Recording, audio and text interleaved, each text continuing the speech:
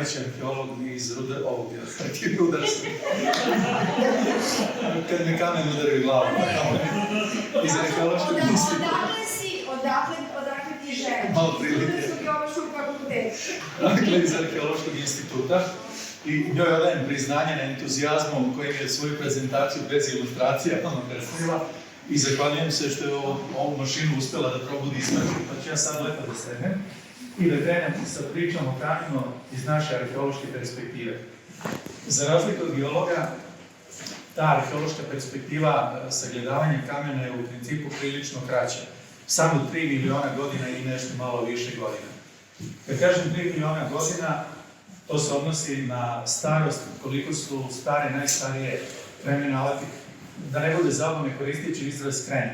Krenem za sve one stene koje su korišćene za izradu alati tehnologijom okresivanja.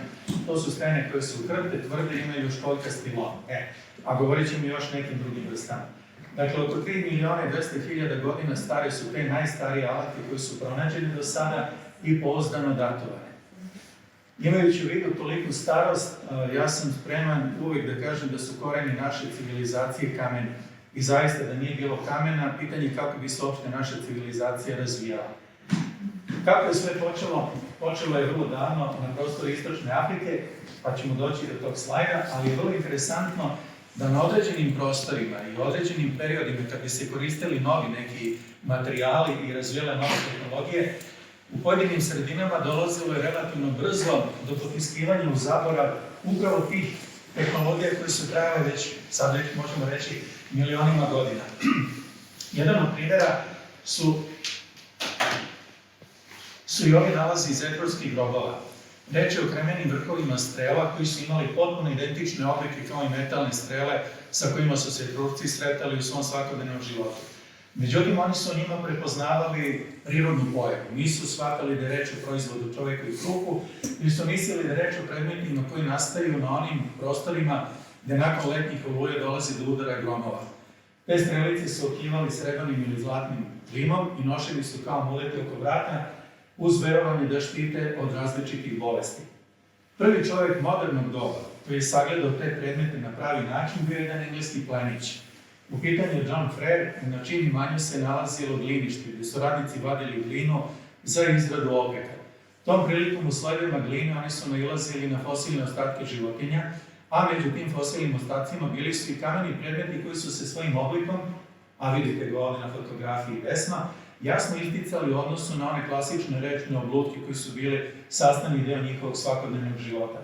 John Frere je uspešno sagledao te predmete kao rezultat rada naših dalekih predaka i publikovao je rad na tom nalazu, konkretno baš ovom na fotografiji, u časopisu Arheologije 1800. godine. Tako da je to prvi stručni rad u kome je uopšte opisan jedan predmet koji potiče iz tako daleke prošlosti i za koga je bilo sigurno da je rezultat rada čovjekovih ruku. A gde je počelo? To je ono što sam malo pre rekao. Počelo je pre oko 3 miliona godina na prostoru Istočne Afrike. To je ovaj deo gde se nalazi danas poznati veliki rasip, gde se Istočna Afrika ovako odcepljuje od tog centralnog kontinenta. Sticajem okolnosti na tom prostoru, naravno, veći period naše evolucije se odvijao, pa je zato na tom prostoru i veliko bogatstvo upravo tih nalaza, tih rudimentarnih alatki kamenih. Neuvežbanom oku teško da bi te alatke privukle pažnju. Međutim, one su nalažene u slojevima sa organskim materijama, sa kostima koje su cepane, na njima ima tragova sečenja, tako da je jasno da je reč o alatkama koji su ti predci, čak nisu ni bili pripadnici roda Homo, to su bili australopitekusi. Dakle, tim alatkama razbijali su kosti životinjske da bi iz njih izvukli one visokogradnjivu koštenu srž. Sticajem okolnosti, na prostoru Istočne Afrike bile su izuzetno razvijene te vulkanske aktivnosti, pa su i najzastupljenije bile stene vulkanskog porekla, to su bazalti i andeziti. Od njih su pravljene te prve rudimentarne grube alatke koje su obrađivane na taj način da bi se jedan komad kamena udario drugim komadom, skinuto je jedan odbitak, dobijene oštre ivice, ona je korišćena kao radna površina. Da bi kamen uopšte postao artefakt, on mora da prođe kroz nekoliko etapa. Mi ćemo se kasnije vratiti na ovu etapu glačanja, ali za početak da kažem, dakle, bez obzira da li se alatka pravi okresivanjem ili glačanjem, moramo da odaberemo odgovarajući sirovinu. Za alatke rađene okresivanjem potrebno je da ta stena bude tvrda, krta i da ima onaj školjkasti lom. Za alatke koji su rađene glačanjem, to već nije bitno. One koji su korišćene u svakodnevnim aktivnostima, a da su zahtevale veće naprezanje prilikom rada, bilo je potrebno da stena ima izraženu žilavost, da ne puca tako lako kao ove koje su rađene alatke ukresivanjem. Za ove druge, a to su u pitanju najčešće bili amuleti, delovi nakita, recimo figurine i tako dalje, bilo je potpuno svejedno. Mogle su da se koriste one stene koje su nalažene u životnoj sredini gde su određene populacije živele. S tim što kod njih vrlo često je bitnu ulogu igrao taj vizualni aspekt. Često su birane stene koje su bile lepe na pogled, da su imale lepe boje. U svakom slučaju bilo je potrebno da prođe nekoliko tih faza. Prvo je prikupljanje određene sirovine, nakon toga proizvodnja određenog proizvoda. Konkretno u ovom slučaju govorimo o alatkama. Proizvodnja je obavila svoj posao, dobili smo definisanu alatku, nakon toga kreće upotreba, u zavisnosti od poslova koji se obavljaju. Dolazi pre ili kasnije do oštećenja, većih ili manjih. Ako je alatka malo oštećena, ona može da se modifikuje u svoj primarni oblik, s tim što sada ima manju masu, manja je njena efikasnost, ali se i dalje obavlja isti posao. Ukoliko je oštećenje veliko, može da se napravi potpuno novi tip alatke koji bi se koristio u drugim poslovima ili da je u pitanju toliko oštećenje da se predmet obaci. Ako je došlo do njegove reutilizacije, nakon određenog perioda upotrebe, opet dolazi do oštećenja, koje je sada već u toj meri prisutno da alatka ne može više da se koristi ni na koji način i ona se odbacuje. Na arheološkim lokalitetima u najvećem broju slučajeva uvek se srećemo zapravo sa takvim alatkama koje su odbačene nakon oštećenja. Kada je reč o toj tehnologiji obrade alatki okresivanjem, postoje dva osnovna principa. Jedna je princip jezgraške tehnike, drugi i veraške tehnike. Vrlo je bitno da shvatimo da između ova dva postupka prošlo bukvalno pa skoro 1 milion i po godina možda. Dakle, taj postupak razvijanja tehnologije išao je vrlo sporo i iskustva kojima su baratale naredne generacije nije bilo toliko veliko da bi postupak unapređenja bio brži ili brzo u onoj meri koliko se to dešavalo u kasnijim periodima. Svodi se na to, jezgraška tehnika nam govori da vi od jednog komada sirovine dobijate jednu alatku. Dakle, skinete nekoliko odbitaka, dobijete jednu oštru radnu površinu i ona se koristi.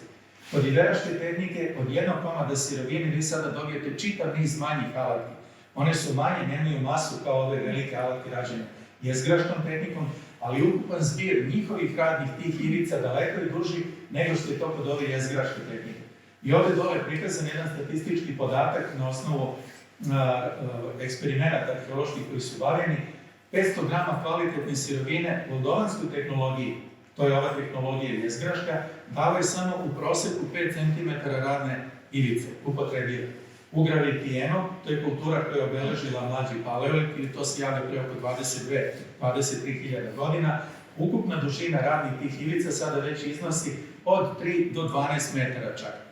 To je vrlo značajno napređenje i posebno je bitno onim sredinama koje oskudevaju kvalitetnim sirovinama. Jer ako se do sirovina teško dolazi, logično je da se ona na racionalan način koristi da bi mogla da pruži svoj maksimum do nalaska novih izvora sirovina. Ovde vidimo na jednom primjeru, a u pitanju su alatke snimljene sa bočne strane, to su snimljene ove njihove radne ivice, kako je išlo napređenje okresivanja. Najstariji primjerci to su Moldovanski, oni su stari oko 1,5 miliona godina. Dakle, skidanjem samo sa jedne strane, jednog ili dva odbitka, ili neizmerišnim skidanjem sa jedne strane, pa sa druge, pa opet sa ove prve, vi dobijate ovu grubu sinusoidnu sečicu, koja se koristila na najrazličitije načine. Mogle su da se razbijaju ovi koštunjevi plodovi, mogle su da se razbijaju kosti životinjske da bi se došle do one srži, mogle su da se spružu grane ako je bilo potrebno da se napravi neka alatka, mogle su da se spružu kosti da bi se pravili neki šiljci kojima su iskopavani krtoli iz zemlje. U narednom periodu, a reći sada o donjem mašelu ili o starijem mašelu, koji je mlađi otprilike, pa bar jedno 500-600 hiljada godina, ova alatka već dobija daleko složeniju ivicu. Postaje cik-cak ili sinusoidna, ali sa mnogo više skinutih odbitaka. Dakle, sama sečica biva pravilnija, a samim tim i alatka bude funkcionalnija. U razvijenom mašelu, koji se javlja pre neki, recimo, 500-600 hiljada godina i nešto kasnije, vidimo da je ta ivica sada potpuno ravna skoro. Više nije ni sinusoidna, nije ni cik-cak i ova ivica obuhvata celu alatku. Vidjet ćete, one imaju oblik kapljice vode. Dakle, alatka je postala mnogo funkcionalnija, ona ima oblik kao kapljice vode, ovaj širi deo, to je uglavnom rukokvat, pošto su alatke držane rukom, nisu imali drvene ili koštane usadnike, i imaju ovaj vrh. Dakle, sve ovo se ovdje, što vidite sa strane, to je radna ivica kojima je moglo da se obavlja neki posao. Stene koje su korišćene u tom periodu su najrazličitije, kažem. U prvom periodu na prostoru Istočne Afrike najčešće su bile magmatske stene, koje su mogle da se okresuju, ali nisu ipak toliko kvalitetne kao što su to rožnaci ili silifikovani peščar. No, kako su se populacije kretale i osvajale nove geografske prostore u potrazi za novim izvorima hrane, tako su dolazili u kontakt sa novim izvorima sirovina. Na severu Afrike, na prostoru današnje Sahare, najčešći artefakti koji su nalaženi rađeni su od silifikovanog peščara. On je bolji od magmatskih stena ovih, ali još uvijek lošiji od rožnaca. Rožnac kao sedimentna stena je vrlo zastupljen širom sveta, vrlo je kvalitetan za okresivanje i ono što je vrlo interesantno, često je bogat bojama, tako da ima i posebne vizualne karakteristike. Koristi se često i kvarcit. Kvarcit je, da kažem, neka vrsta nužnog zla. Dakle, on ima tu zrnastu strukturu, ili geolozi bi rekli granoblastičnu strukturu, koja onemogućava toliko kontrolisano okresivanje kao što je reč kod rožnaca. Međutim, koristi se zato što ga ima. Vi u određenoj situaciji koristite ono što vam je pod nogama. Dakle, nemam pristup kvalitetnom rožnacu, ali imam kvarcit, koristit ću kvarcit. Alatka neće biti tako kvalitetno okresana, ali će omogućiti obavljanje poslova, pa makar to bilo ono jednokratna upotreba. Njega ima puno i ukoliko lako pukne, napravit će se vrlo brzo nova alatka. Osim ovih stena, među ovim artefaktima koji potiču iz donjeg paleolita, nalaze se i neki koji nisu toliko često zastupljeni. Obsidijan, on postaje naročito popularan u kasnijim periodima, u neolitu, a javlja se na prostoru, recimo, Zapadne Azije, Male Azije, ima ga na Kikladskim ostrvima, na Liparskim ostrvima kod Italije, ima ga na Tokarsko-Preševskoj visoravni, odnosno na granici između današnje Slovačke i Mađarske. On je vrlo kvalitetan za izradu, s tim što kažem, u donjem paleolitu korišćen je na onim prostorima gdje su se prijavno pojavile populacije određene. U kasnijem periodu neolitu on postaje izuzetno važan trgovački artikl. I on se, recimo, sa prostora Jermenije širi sve negdje do Mesopotamije. Predmeti sa Kikladskih ostrva stižu do juga Balkana. Predmeti sa Tokajsko-Preševske visoravni stižu do juga Balkana opet. Italijanski predmeti stižu do Jadranske obale u današnjoj Hrvatskoj. Komad koji vidite na ovoj fotografiji dole, to je klasičan rožnac, međutim onaj koga je odabrao ga je vrlo svesno. Taj komad je imao primarno ovu malu kavernu, odnosno otvor. Namerno je prilikom obrade alatke ostavio taj otvor da se nalazi na tom najširem delu gdje je rukokvar, s tim što logično je pretpostaviti da je kroz taj otvor bila provučena neka vezica i on je alatku mogao da nosi sa sobom, ili oko vrata ili oko struka.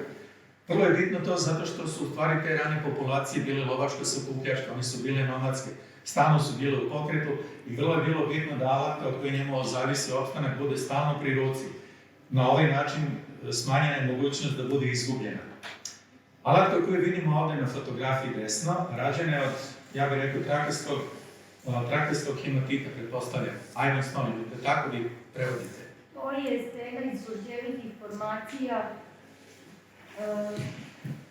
Nije samo hematit, ali jeste provalentno gvožđe bojite. Zadržat ćemo na engleski izraz, ajde, Iron stone. Da, ali provalentno gvožđe. Pitanje u kojim sve mineralima. Hematit sigurno vodeći. Uglavnom bitno je da je on slojevit, što je omogućilo ovo savršeno okresivanje. Ova oštećenja koje vidite bočno, ona su nastala sekundarno, tako da je alatka primarno bila apsolutno simetrična. Arheolozi uz pomoć matematičara su došli do zaključka da je osoba koja je ovo alatku napravila pre nekih 350-400 hiljada godina potpuno nesvesno bila i poznavalac osnovnih nekih geometrijskih postulata. U sredini su prikazane dve vrlo interesantne alatke koje su rađene od rožnaca. Rožnac je sedimentna stena, pa nije čudo da se na njima nalaze ovdje otisci fosila. Na prvoj alatki se nalazi otisak morskog ježa, na drugoj otisak jedne male morske školjke. I ovdje vidimo da je lokacija tih fosila tako postavljena da je zadržana na samom rukokvatu. Danas možemo da raspredamo priču o tome jer nemamo jasne pokazatelje da li je onaj koji je ove alatke pravio ostavio te fosile na tom prostoru kao neku vrstu svojinskog znaka, da se zna prosto da ta alatka pripada njemu, mada ja mislim da je to malo verovatno jer na osnovu nekih etnoloških paralela u takvim zajednicama privatna svojina u stvari ne postoji. Postoji zajednička svojina koja se koristi, da kažemo, kružno u okviru cele te zajednice. S druge strane, ako već to nije ono što bi moglo da objasni postojanje ovih fosilnih ostataka na alatkama, možemo razmišljati da je neko u to vreme već imao razvijen osjećaj za leto. Prosto čovjeku se ovo svidelo i želeo je da njegove alatke odskaču u odnosu na one klasične, kakve su sve ove druge koje smo vidjeli na kojima takvi tragovi nisu bili sačuvani. Donji paleolit je značajan po još nečemu. Na ove dve fotografije imamo nalaze dva predmeta koji potiču sa lokaliteta, jednog u Izraelu, to je ovaj lokalitet Bereket Ram, i ovaj lokalitet Tan Tan u Maroku. Jedan predmet je rađen od bazaltnog malog obluka, a drugi je rađen od nekog metamorfisanog kvarca. Oba su nađena prilikom arheoloških iskopavanja. Još je interesantnije to da ovaj koji je nađen na lokalitetu u Izraelu potiče sa sloja između dva ašelska horizonta, tako da on definitivno potiče iz tog donjeg paleolitskog horizonta. I dan danas se među arheolozima vode velike polemike. Da li je ovde reč o geofaktima, dakle o predmetima koji su nastali potpuno prirodno, ili je reč o artefaktima. Rađene su mikroskopske istraživanja i ispostavilo se da na ovim predmetima, zaista postoje tragovi urezivanja nekim oštrim predmetom, vjerovatno nekom od onih alatki koje su rađene od rožnaca. Međutim, činjenica je da su u pitanju i geofakti. Onaj koji je ove predmete pronašao, u prirodi ih je prepoznao u startu već kao rudimentarne predstave antropomorfne. Potpuno je jasno da ovaj predmet ovde, bez obzira na urez koji je izdvojio glavu u odnosu na torzu, odnosno telo dole, da on prikazuje jednu sumarnu predstavu ženskog lika. Ova iskupčenja na prednjoj strani jasno kazuju na položaj grudi. Kod ove figurine ovde, primarna je bila ova prirodna pukotina, koja je nekoga asocirala na razdvojene noge. On je uhvatio taj komad i ovim urezanim brazdama koji idu popreko jasno izdvojio glavu od torza i torzo od nogu. Dakle, definitivno možemo govoriti da pred sobom imao geo-artefakte koji su prerasli u jednom trenutku u artefakt, ali s obzirom na njihovu tu sumarnost i činjenicu da ih je neko u prirodi prepoznao pre same obrade, njih izdiže iznad običnog onog artefakta, odnosno geofakta koji bi svima nama mogu da se nađe pod nogama. Nalazač je njima u startu prepoznao nešto što njih izdiže iznad običnog rečnog oblutka. Sama simbolika njihova danas nama je, naravno, nejasna, ali tumačimo na osnovu kasnijih paralela arheoloških i etnoloških, pa možemo govoriti da u ova dva primjerka, koji su stari, ako kažem, između 200 i 500 hiljada godina, imamo, hajde kažemo, na neki način preteče svih onih figurina koje su se javile u mlađem paleolitu, naročito u kasnijem neolitu. Srednji paleolit je doneo upotrebu jedne sirovine koja je izuzetno retka. Što se tiče njene rasprostranjenosti, ta sirovina je čak u svetu ređa nego što je pojava dijamanata. Nalazi se samo na jednom jedinom mestu, i to u zapadnom Egiptu, na granici sa Libijom, s tim što je taj deo Sahare nekada bio zvan Libijska pustinja, pa je i ova sirovina nazvana libijsko pustinjsko staklo, odnosno ova stena. Ona je nastala na taj način pre oko 28 miliona godina nakon meteorskog impakta. Meteor je uleteo u atmosferu Zemljinu, došlo je do njegove eksplozije, razvila se izuzetno visoka temperatura koja je stopila kvartni pesak ispod i dobili smo ovu staklastu masu letete zelenkasto-žućkaste boje. Ona se nalazi samo na ovom prostoru, vidite, u jednom elipsoidnom području koji jasno ukazuje na pravac u kome je taj meteorit uleteo u Zemljinu atmosferu. Međutim, već u vreme srednjeg paleolita, to je period koji traje otprilike pre oko 250 do pre oko 50.000 godina, rane te populacije srednje paleolitske, a u pitanju su nosioci takozvane terijenske kulture, kretali su se tim prostorom i u tom trenutku neko je naletio na tu sirovinu koja se ispostavila kao vrlo kvalitetna za izradu alatke okresivanja.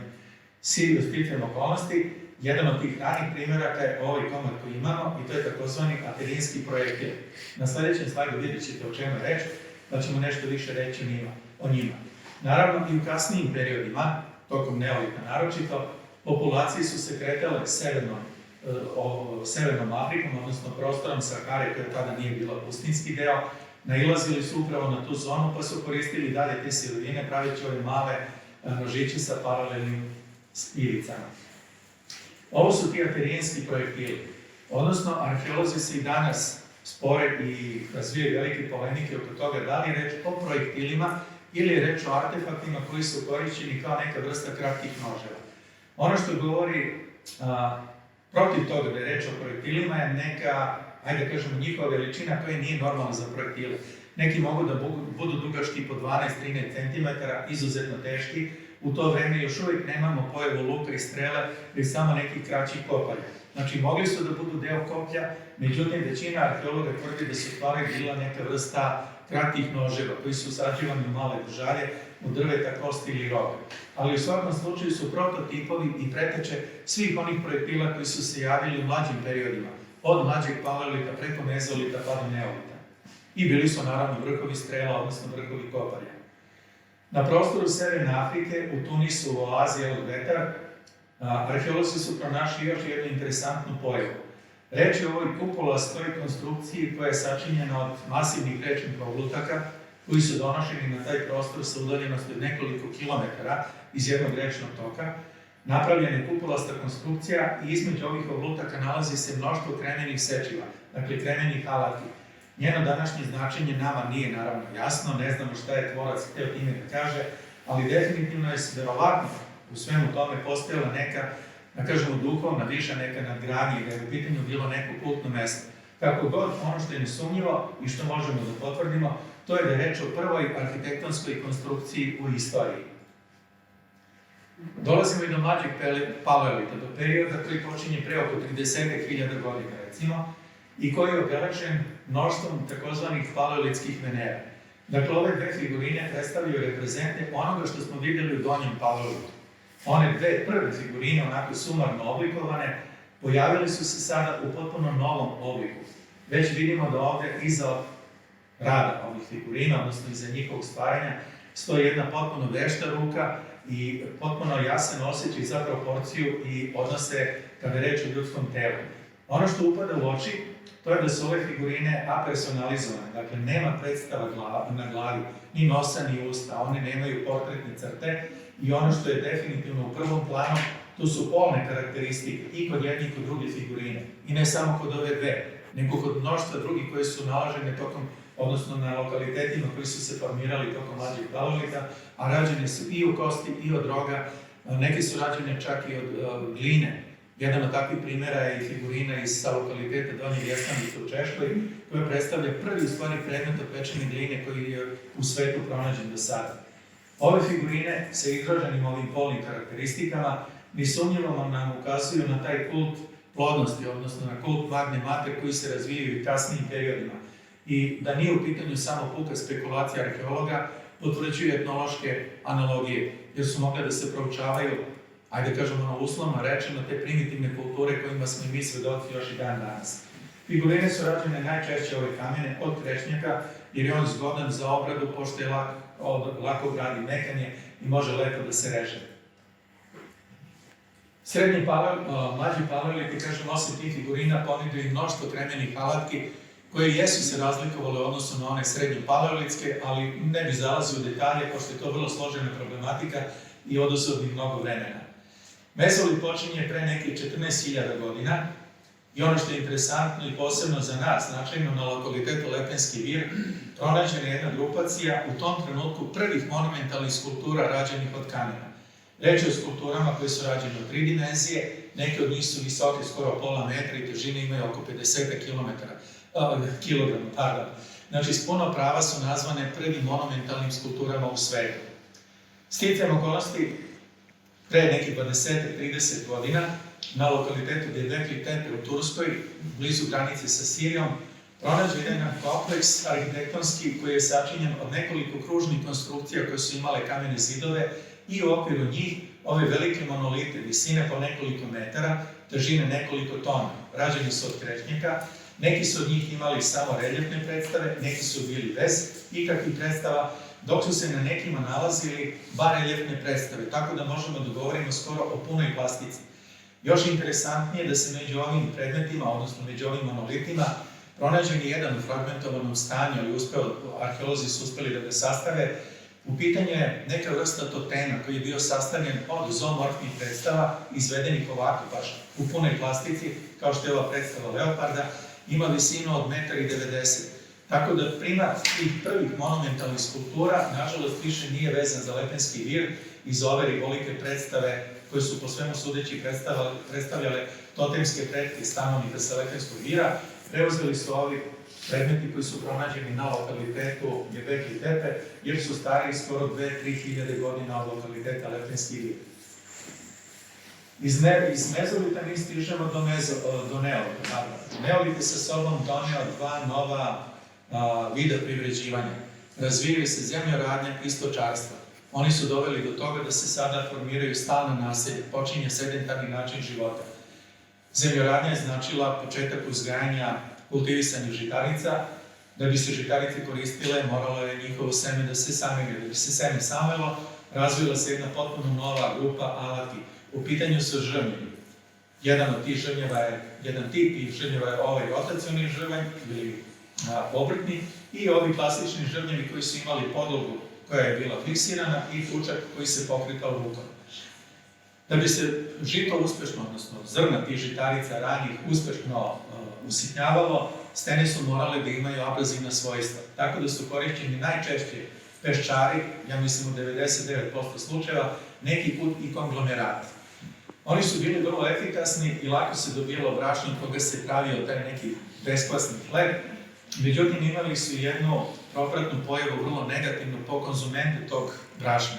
Naime, ta kvarcna zrna su dospevala i u brašnu i prilikom konsumacije oni su nastavljali svoju abrazivnu delatnost. Tako da su u stvari uništavali zubnu kronicu i neki put su zube otvarali do pulpe, tako da onaj kome bi se to desilo, verovatno je tokom cijelog života imao grdne zubobolje, bez obzira kako mi usta ulazi u hladan vazduh ili topla hrana. Ceo neolit, pošto je on vezan za sedelački način života, obeležen je izgradnjom naselja koja su bila rađena od pletera, dakle od pruća, na koje je nanašeno blato. Nakon toga bi se na spoljnu stranu i unutrašnju stranu takvog zida nasladile grane, one bi se upalile, nakon sagorevanja dobijalo se ta čvrsta i izgorela masa blatna koja je formirala vrlo dugotrajne kuće. Međutim, na određenim prostorima, kao što je lokalitet Kirokitija na Kipru ili neki lokaliteti na Malti, počele su da se formiraju i kuće građene lomljenim kamenom. Tako da imamo početke formiranja naselja od materijala koji je bio znatno dugotrajniji nego kuće koje su rađene od pletera i leda. Zapadnu Evropu obeležila je pojava grobnica u ovom vidu ovih kamenih stolova, odnosno dolmena, odnosno počeli su da se formiraju i kultni prostori, kakvi su ovi redovi menhira koji su naročito zastupljeni na prostoru Francuske. Rađeni su od lokalne vrste kamena, tako da to nema potrebe da nabrajamo koji je ono što se nalazilo u blizini populacije koje je to dizalo, to su koristili. To je bilo i magnetski stena, bilo je sedimentni stena, bilo je metamorfnih. Neolit kao period koji na neki način predstavlja već sam kraj te daleke praistorije u kojoj je dominirala upotreba kamena, predstavlja i neku vrstu labudove pesme kada je reč o upotrebi kamena za izradu artefakata okresivanja. Broj osnovnih tipova se smanjuje. Najzastupljeniji su ovi kratki strungači i sečina. Strungači su korišćeni u poslovima obrade predmeta od drveta, kosti i roga i neki put za skidanje masnoće sa kože koje su se štavile, a sečiva samo ime kaže, za rezanje, za sečenje. Bilo je tu i neki sitnih perforatera koji su služili za bušenje kosti, roga i kože, ali u osnovni tipovi se vrlo revidiraju. Kao sirovine koriste se najčešće rožnaci i onaj obsidijan koji sam pomenuo i za koji se zna da u neolitu postavila cenjena roba. Osim toga, na nekim lokalitetima gde mogu da se nađe dovoljno veliki kristali kvarca, odnosno gorskog kristala, koristi se i on je verovatno najkvalitetnija sirovina za izradu artefakata, međutim, nije toliko zastupljen jer tih kristala dovoljno velikih koje bi oni koristili za okresivanje nije bilo u toj meri. Tako da na našim lokalitetima neolitskim, ja mislim da možda samo 1 do 2% lokaliteta upravo ima takve alate rađene od kvarca i oni su na tim lokalitetima zastupljeni u vrlo malom procentu. Ono što je vrlo interesantno, pošto smo već govorili o tome da se počela razvijati zemljoradnja i uzgajanje žitarica, to je dovelo do pojave jednog novog tipa kompozitnih alati. Reč je o srpovima. Srpovi su rađeni tako što je osnovna držalja bila od roga, drveta ili kosti i u njoj je usađivan čitav jedan niz ovih malih elemenata od kremena. Obično bi se ovako jedno sečivo izlomilo na 3 ili 4 komada, neki put su oni dobijali oblik trapeza, polumjeseca ili trougla i oni su bili usađivani pod određenim uglom u odnosu na uzdužnu osu držalje. Na taj način su se dobijali ovi zupci koji su bili vrlo efikasni prilikom žetve. U nešto mlađem periodu, vjerovatno iz praktičnih razloga zbog racionalnije upotrebe sirovina, ovi sada elementi više nisu usađeni pod uglom. Oni se usađuju paralelno sa uzdužnom osom sečiva. Na taj način se koristi manje sirovine. To je opet, kažem, vrlo bitno bilo onim sredinama koje oskudevala kvalitetnim sirovinama. Dakle, s jedne strane smo imali unapređenje, sirovine se racionalnije koriste, ali smo imali na neki način i degradaciju srpa. Više nema ove zupce i alatke nije više toliko efikasna kao u prvom ovom periodu. A onda krajem neolita i početkom neolita, dakle početkom bronzanog doba, javlja se jedan novi vid obrade tih elemenata. Oni se i dalje usađuju paralelno sa uzdužnom osom, ali se sada na njima formira čitav niz tih mikrozubaca koji neki put mogu da budu nanisani po 10-15 komada njih. Znači, alatka racionalno koristi sirovine, a efikasno se diže na ovaj prvi period. Ovo je vrlo interesantno zato što smo evoluciju ovog jednog srpa mogli da primetimo kod nas na našem jednom lokalitetu, što se inače retko dešava. Evolucija je primećena na lokalitetu Bubanj kod Niša. Prostor Mediterana, konkretno opet se vraćamo malo u Egipat, odnosno u Severnu Afriku, iznedrio je tokom neolita pravo remedela u okresivanju kamena. Tokom predinastičkih perioda u Egiptu pojavili su se majstori koji su, skidajući ove paralelne facete na ovim sečivima, uspevali da postignu tako majstorstvo da ova sečiva dužine, recimo po pola metra, neki put imaju debljinu samo pola centimetra. Veština neopisiva za današnje pojmove i ono što je vrlo interesantno, svi ovi predmeti nađeni su u neoštećenom stanju u grobnim cjelinama, tako da u stvari nisu imali praktičnu vrednost. Oni su bili neka vrsta, ajdemo da kažemo, statusnog simbola, u nekim slučajima možda čak i reklama samog majstora koji je na taj način demonstrirao svoju veštinu. U mnogim grobnim celinama pronalaženi su i kameni amuleti rađeni isto tako tehnikom okresivanja od rožnjaca u vidu nilskog konja, u vidu vrata i glave noja, u vidu ibeksa ili kozoroga. Imali su vjerovatno onu funkciju koju amuleti dan danas imaju kod ljudi.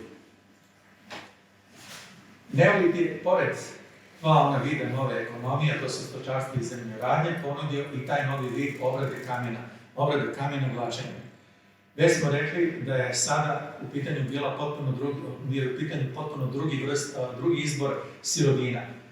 Predmeti koji trpe drugu vrstu naprezanja nisu smeli da se lome onako lako kao što je to slučaj sa rožnjacima i njemu sličnim krvnim stenama i morali su da budu znatno žilaviji. Da bi bili u pitanju sada komadi koji su ispunjavali te uslove, često se koriste razne magmatske i metamorfne stene. Za izradu svih ostalih predmeta, tu često imamo nakit, imamo amulete, imamo posude, neki put korišćene su sve ostale stene. Dakle, sve što vam padne na pamet i sve što se nalazilo u prirodi, u okruženju jedne populacije, mogli da su potrebi za njihovu izradu. Naravno, najčešće su korišćene one stene koje su imali određene vizualne karakteristike vrlo lepe. Dakle, išlo se na boju. Često se išlo i na, ajde kažem, njihov sam kvalitet, njihovu strukturu na mekoću, jer uvijek je lakše obratiti stenu koja je meka, ali se to onda odnosilo na one predmete koji nisu bili izloženi nekim zahtevnim radovima. Neolitske sekire su u svom prvom koraku rađene tehnikom okresivanja. Kada se postigne taj neki grubi oblik, onda kreće vlačenje na podlozi koja ima abrazivna svojstva, a to su opet u pitanju stene kao što je peščar ili neki sitni od onih konglomerata. Nakon obrade odnosno vlačenja koje je davalo konačan oblik sekire, moglo da se radi i poliranje koje se obično radilo na podlozi od kože ili od drveta. Neolit je proizveo još jednu savršenu alatku koja do tada nije bila poznata, a to je ovo svrdlo rotaciono koje je pokretano lukom. Samo pojav ovog svrdla dovela je do toga da se pojavio jedan novi vid sekira. Sekire koje su imale bušene otvore za držalje. U prvi mah nama bi se možda danas činilo da je ovo bio mukotrpan posao, jer mislimo da bi bilo potrebno izuzetno dugo vreme da se ove stene koje su ipak dovoljno tvrde probuše. Međutim, uz upotrebu kvarcnog peska kao abraziva vode i ovog luka, jednom veštom majstoru, opet kažem na osnovu eksperimenata, ispostavilo se da je bilo potrebno ne više od 3-4 sata da bi probušio jednu stenu debljine oko 2,5 do 3 cm. Na lokalitetima arheološkim često nailazimo na ove čepove na kojima se nalaze ovi paralelne brazde koje nam govore u stvari ukoliko etapa je bušeno, a bušina je u stvari šupljim životinskim kostima uz pomoć onog abraziva kvarcnog peska. Te bušene kamene sekire su donele unapređenje. Unapređenje u smislu lakšeg nasađivanja na državi. Naime, ove prve sekire koje nisu imale bušeni otvor, one su bile usađivane u ružu jelenjeg roga. Jelenji rog je na drugom kraju bio bušen i onda bi se on nasadio na državi kao što je slučaj sa ovom bušenom sekirom. To je zahtevalo malo više posla, međutim, sama ta ruža jelenjeg roga, ona je imala neku ulogu šok apsorbera, odnosno ona je apsorbovala udarac u tvrdu podlogu, pa su i sekire bile ređe oštećivane nego da njega nije bilo. Neke od tih sekira imale su urezan žljeb po sebi, držalja bi bila prosečena, sekira uglavljena i tu na kontaktu između prosečene držalje i ovog žljeba, one bi bile učvršćivane životinskim remenjima ili tetivama životinskim. Bušene sekire, kao što rekoh, taj postupak pričećivanja na držalju su pojednostavili. Međutim, one su donele jedan drugi problem. Najveće naprezanje je upravo na ovom mestu gde su sekire bušene.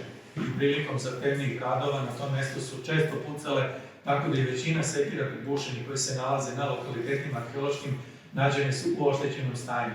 Neki put, ako je sekira bila dovoljno velika i masivna, ovaj deo prednji, koji je mogao da se upotrebljava i dalje, ponovo je bio bušen, pa se ona koristila naravno sa manjom efikasnošću.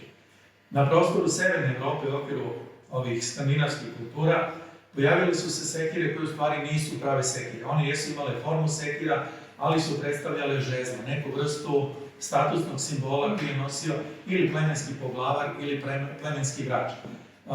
Kao jedna potvrda tome, da je reč o predmetima posebne namene, to su ovi protomi životinski, dakle glave životinja kao što je los ili medved, koji su verovatno predstavljali totemske pretke.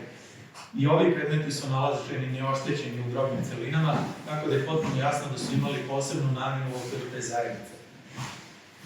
Pored ovih predmeta koji su korišćeni u tim drugim svakodnevnim poslovima, na raznim lokalitetima često nalazimo na perlice i priveske koji su predstavljali već deo onog aksesuara kojima su se ljudi tada ukrašavali. Ti predmeti su rađeni od različitih vrsta stena, odnosno kamena, neki put od mekših, neki put od tvrđih. Karnel i ovaj akat, oni su vrlo tvrdi, ali imaju izražena ova vizualna svojstva, imaju lepu boju. Lepu boju imaju ovaj serpentinit i peridotit, ali su oni mekši za obradu. Neki put su pronalaženi rečni obluci, koji su već samom svojim prirodnom pojavom privukli pažnju nalazača, on ih je pokupio, izvušio rupu, bilo je dovoljno da se nanižu na neku nit i da se nose kao deo ogrlice. U to vreme pojavili se i labrete, ukrasi za usnu, i danas imate one metalne pirsinge koje se nose u usnama, to se nekada radilo i sa ovim kamenim primjercima, s tim što na osnovu opet etnoloških analogija pretpostavljamo da su ovi praistorijski nosioci labreta bili u prilici da im prednji zubi budu izbijani kako bi ovo moglo da legne na vilicu i da ne bude izbacivano iz usne. Neolit je doneo pojavu brojnih keramičkih posuda. Keramika pečena je u stvari produkt neolita. Međutim, keramičke posude koliko se lako prave, toliko se lako i lome. U određenim sredinama pravljene su posude od kamena koje su bila apsolutna replika svojih keramičkih prototipova. Za izradu ovih posuda bilo je daleko više vremena potrebno, međutim one su bili daleko dugotrajnije u upotrebi, vjerovatno su se prenosile s generacije na generaciju. Neolit je ponudio i bukvalno hiljade figurina koje su potomci onih paleolitskih Venera. Te figurine su najčešće rađene od pečene gline, međutim postoji jedan broj njih koji su rađene od kamena, od mermera i kao što je slučaj ove figurine sa Kipra, rađene su od steatita. Steatit je lag za rezanje, tako da je majstor mogao sebi da da oduška i da napravi ovu malu figurinu koja u suštini u svojoj pojavi vrlo monumentalna. Ono što je značajno za nju je to da ona ima prikazano na svom vratu svoju sopstvenu repliku, potpuno identičnu. Dakle, ako za neke predmete u praistoriji možemo danas da pretpostavljamo kako su korišćeni i zašto su služili, ovde nema nikakve dileme. ova figurina na svom vratu nosi figurinu identičnu sebi, što znači da je ona bila vezana remenom i da je njen vlasnik nju nosio oko vrata. Sama ta forma figurine u vidu krstolike predstave čovjeka horizontalno raširenih ruku, bez obzira da li u pitanju muškarac ili žena, predstavlja simboliku koja se javlja još negde od paleolita, bukvalno. U pitanju je predstava koja u sebi spaja ili razdvaja suprotnosti. Dakle, vertikala spaja zemlju i nebo, horizontala razdvaja nebo i zemlju. Na taj način može da se tumači njena simbolika koja, opet kažem, spaja ili razdvaja sve suprotnosti. Lepo i ružno, veliko i malo, mlado i zdravo, mlado i staro, zdravo ili bolesno. U svakom slučaju figurina predstavlja izuzetan nalaz, jedan od retkih te vrste u praistoriji Evrope. Nakon neolita dolazimo do eneolita i bronzanog doba.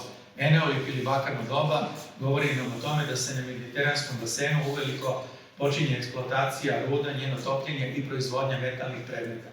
Metalni predmeti koji su se pojavili u mediteranskom basenu, a konkretno ovi primjerci koji potiču iz okvira kritsko-mikenske kulture, bili su vrlo cenjeni i skupoceni i izvoženi su masovno na sever i zapad Evrope. Sa tih prostora na Mediteran su uvoženi najčešće ćilibarski komadi koji su bili skupoceni i korišćeni su za izradu nakita. Nažalost, i na tom severu Evrope bilo je onih koji nisu mogli da dođu u posed ćilibara, samim tim nisu mogli tokom razmene da dođu i do ovih metalnih predmeta. Ovi metalni predmeti su bitni zbog toga što su oni teško oštećivi, teško se oštećuju, ako se ošteti, lako se oštre, za razliku od kamenih primjeraka koji se lome. Međutim, kažem, u želji da posjeduje nešto što je bilo cenjeno na tržištu, majstori razvijaju sada savršenstvo u okresivanju i na tlu Evrope. Počinju da prave potpuno identične replike ovih metalnih bodeža, s tim što i sada imamo rađene u kamenu, i pošto su uglavnom nalaženi u drobnim celinama, jasno je da ni oni, zbog složenosti izrade i osjetljivosti prilikom upotrebe i mogućnosti oštećenja, nisu korišćeni u svakodnevnom životu. Bili su statusni simbol i sa pokojnikom su odlazili kao grobni prilog. Set ovih čunastih sekira koji potiču sa lokaliteta u Švedskoj je izuzetan primjerak onoga što znači, da kažemo, direktno podržavanje metalnih prototipova. Ovi cevasti dodaci koji su prikazani na ovim kamenim sekirama, u stvari na metalnim prototipovima su samo produžavali tunel kroz koji su sekire bile nasađivane na držalju, samim tim dajući veću čvrstinu. Kod ovih kamenih primjera, kada su kojim slučajem bili nasađeni na drvenoj držalju i upotrebljavani, prvo bi tu pukli definitivno, što bi značilo da je... Pobeže mi, ali sad ćemo da vidimo gde je sam imputak.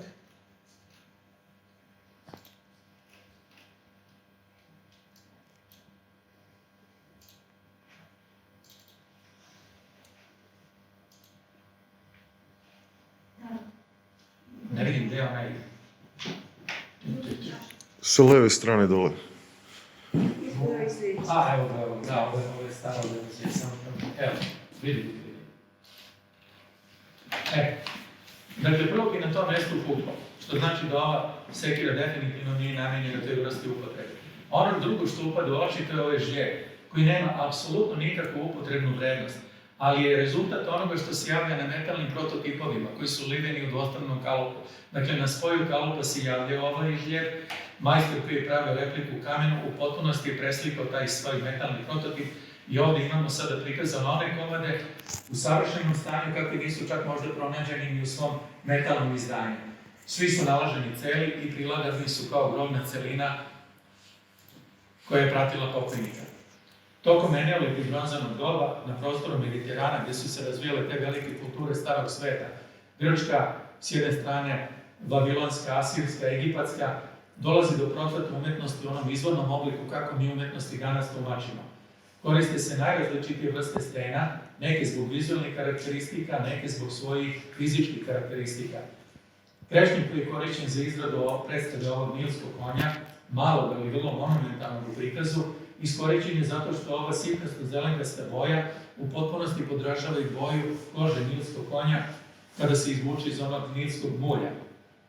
Krešnjak, ove žučkasto, crvenkasto, zelenkasto, belo ili bež boje, već kako bih rekao, iskorišćen je iz tih razloga, ali iz još jednog. Krešnjak je mekan Imajući u vidu potpuno simetričnu formu ovog kantarosa, neupitno je da je on rađen na strugu, ne još jednoj spravi koja se pojavila već u praistorijskom dobu, onom njegovom krajnjem periodu. Glava ovog bika, odnosno u pitanju ritualna posuda, riton, posuda kojom su se izlivale te žrtve prilikom određenih kultova, predstavlja glavu bika koji je bio kultna životinja i sveta životinja u okviru kritske kulture. Upotrebljen je taj crni steatit koji se lako reže, ali svojom crnom bojom u potpunosti podražava boju kože tih crnih bikova koji su korišćeni u određenim ritualima. Rogovi su naravno zlatni i oni su naknadno aplicirani, kao i ovaj vrh njuške bele koji je napravljen od mermera. Malo pre smo pominjali već onaj kvarc koji je bio verovatno najkvalitetnija sirovina za izradu alatke okresivanjem. Kvarc ima tvrdinu, ja mislim 7, vrlo je kvalitetan, ali izuzetno težak za obradu na način na koji su izrađene ove dve posude ovde. Jedna posuda potiče sa Krita, druga iz Mikene, dakle pripadaju toj jednom krugu kritsko-mikenske kulture. Majstor koji je odabrao tu vrstu materijala za izradu njihovu, sigurno je bio svestan težine zadatka koji je sebi postavio, jer izvesti ovakve forme u materijalu tvrdine 7 alatkama koje su tada postojale zahtevaju izuzetno veštinu i izuzetno puno vremena.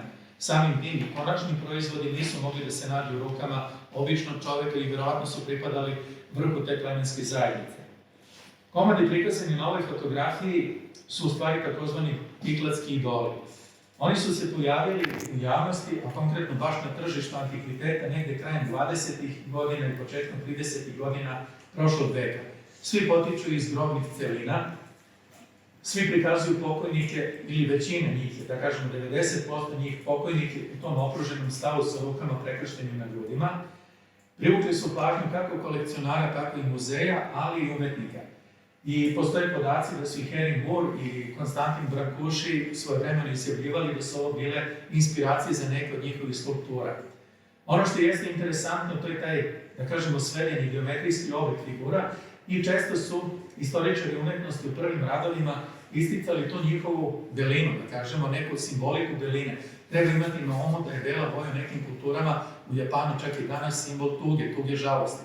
Dakle, oni su isticali to da su skulpture rađene od tog dela od mermera, polagane su kao grobni prilozi, pa se tu našla neka simbolika. Međutim, ono što se nije znalo prilikom prvih istraživanja, to je u stvari da su ti grobovi bili relativno loše zatvoreni, tako da su atmosferilije dolazile u njih i voda je sa tih skulptura spirala, ova voda je spirala boju koja je bila nanošena na njih.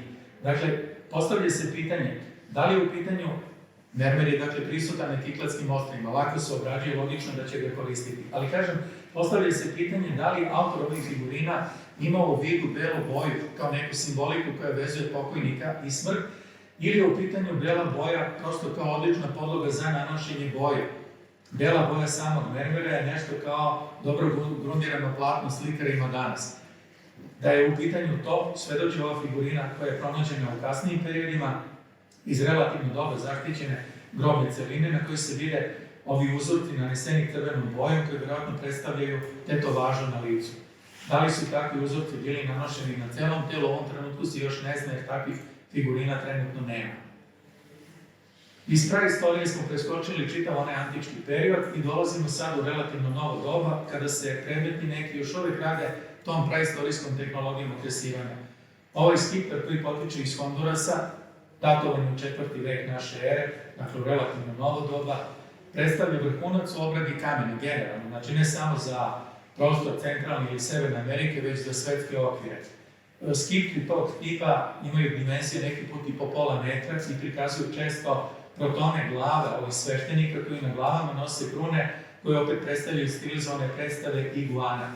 Nalaženi su kao prilozi u grobnim celinama, zamotani rukanima i poseti okerom, što znači da su imali izuzetno svojstvo i verovatno su predstavljali veliko blago čak i za onoga koje mogu sebi da priušti sve ono što pripadnici tih nižih klasa nisu mogli. U 16. veku uveliko počinje već i industrijska revolucija u Evropi, vatreno oružje se koristi, međutim i to vatreno oružje preko kamena je vezano za praistoriju. Kamen se obrađuje okresivanjem, naravno više se ne radi okresivanje kamenom, drugim kamenom ili drvetom ili kosti, već se radi okresivanje metalnim čekićima, ali se formiraju ovi mali predmeti koji imaju često pravougalan oblik ili pružan oblik, fiksiraju se ovu gvozdenu papučicu, udarom o čeličnu pločicu ispred formiraju varnicu, ona pali barut, barutni gasovi, iz cevi oružja ispaljuju olovne srne. Aboriđini do pre par decenija na prostoru severne, centralne Australije koristili su u pustinskim krajevima gde nije bilo dovoljno kvalitetnih kamenih sirovina, ono što su uspevali da nađu. To su često bile boce koje su putnici ostavljali za sobom. Deblja dna boca su okresivali u vrhove strela, a neki put i čašice sa dalekovoda, dobijajući ove male projektile koji su stavljeni u ta laka koplja koje su oni bacali atlatlom. Na prostoru Severne Amerike i dan danas potomci autohtonog stanovništva proizvode kremene vrhove za strele ili za koplja istim tehnološkim postupcima, jedino što su se oni malo osavremenili, pa okresivanje više ne vrše kamenom nego bakarnim vrhovima koji su usađeni u drvene držalje, što omogućava daleko preciznije okresivanje. Ovi predmeti se prodaju ili kao suveniri turistima, ili se prodaju kolekcionarima koji ne mogu da priušte sebi kupovinu autentičnih primeraka, ili u onom nepovoljnijem slučaju i najmanje poželjnom, prodaju se kao falsifikati, a uz sertifikat da su originali. Na kraju došli smo do ovog slajda koji nam kaže da smo krenuli od kamena i opet smo završili sa kamenom. Na koji način? Pa malo pre sam pomenuo da je silicijum jedan od najrasprostranjenijih elemenata na zemlji i nalazi se u većini stena na planeti. Silicijum je sastavni deo ovog rožnaca od koga je napravljena ova ašelska sekira. Ona je stara nekih sigurno 400-500 hiljada godina. Veza između ove sekire i ovog pametnog mobilnog telefona je u tom silicijumu. U jezgrima koji pokreću procesore ovog pametnog telefona nalazi se silicijum. Taj silicijum se nalazi u jezgrima procesora koji pokreću i pametne satove, i tablete, i naše računare koji pokreću. Molim? Pogotovo taj.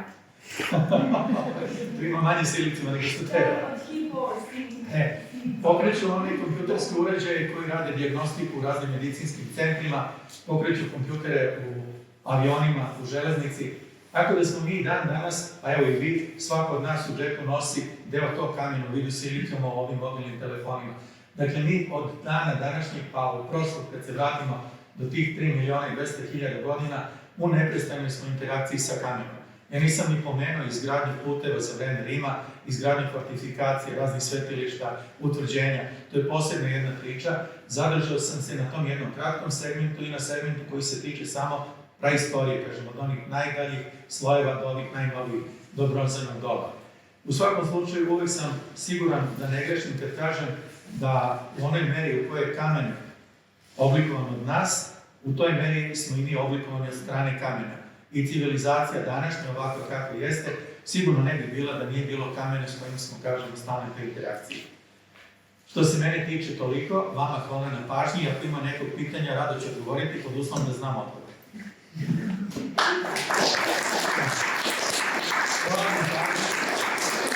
Hvala koleginici Kristini koja je iskoristila ono vreme dok se ovaj mučenik ovde reinkarnirao.